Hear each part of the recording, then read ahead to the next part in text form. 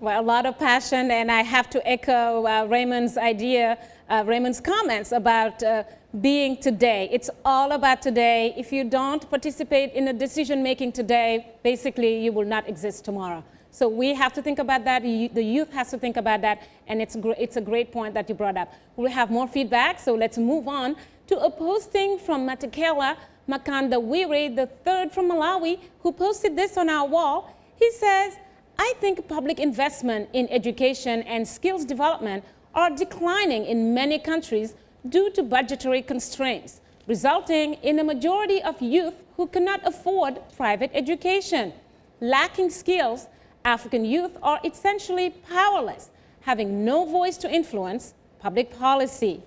Very interesting point. And finally, we'll look into the comment from Francis Bugembe from Kampala in Uganda, who says, some of the problems the youth face is illiteracy, low exposure to opportunities, and limited freedom, leading to drug abuse. In addition, government policies that youth see as unfavorable. Some great arguments made here, Shaka, from the last two viewers. Very interesting. Any particular reason why African leaders do not invest in youth, do not access them, for example, to quality education? Because if you invest in education, sincerely, you are investing into development and you are investing into tomorrow.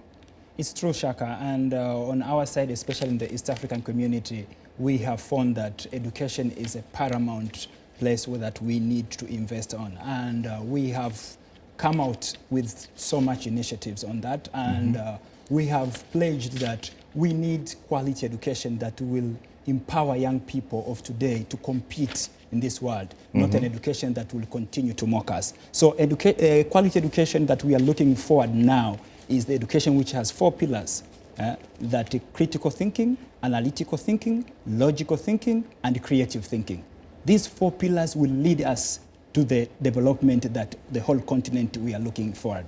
So young people in East Africa, we are debating and we have sent our proposals, and now the East African Community Secretariat is working hard with the East African Business Council in how to harmonize the East African education policies that can fit in with the business sector. Because most of young people that when we get out of college, we find ourselves, we are irrelevant in our own countries. And yet young people who graduate abroad and overseas, when they come back home, they take the seat. So we thought, what is wrong with us? If there is a problem in our system, let us fix it. And to be honest, Shaka, me personally, I have found that our government cannot solve all our problems. But deep in our bones, we sense that with a slight change in our policies, everybody can have a decent life and the doors of opportunity will open to everybody. And this is what we are fighting for. And this is what we want a continent to look like in the next 10, 15 years to come. Martin, one of the respondents talked about budgetary constraints. Do you believe this? What about the fact that your country, for example, and a lot of other African countries, especially in the Great Lakes region where we come from, they seem to invest more in weapons, weapons of killing people, rather than providing tractors, hose, and schools, and what have you? Shaka, those are the paradox of our governments, Mr. Shaka. The African labor force, okay, will surpass China by 2035. What is Africa doing, in preparing itself for the future? We're speaking about the African Union in the next 50 years. How are we strategizing and planning, in unlocking the potential of the continent, so that we can meet the demand of the next half a century?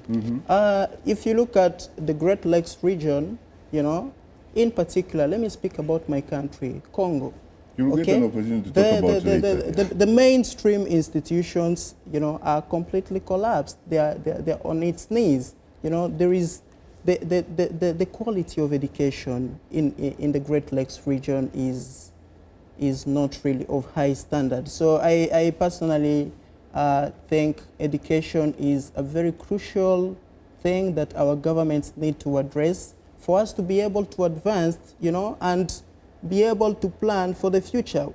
if I'm not educated, the next thing I'll do is make shortcuts, join a rebel movement, and start earning a living for my own survival. So I think policies need to be put in place, both regionally, and within states, to meet, the demand of the future, as countries. Otherwise, the crime rate will be very high, and, the state will still be remaining behind while other parts of the region are moving forward.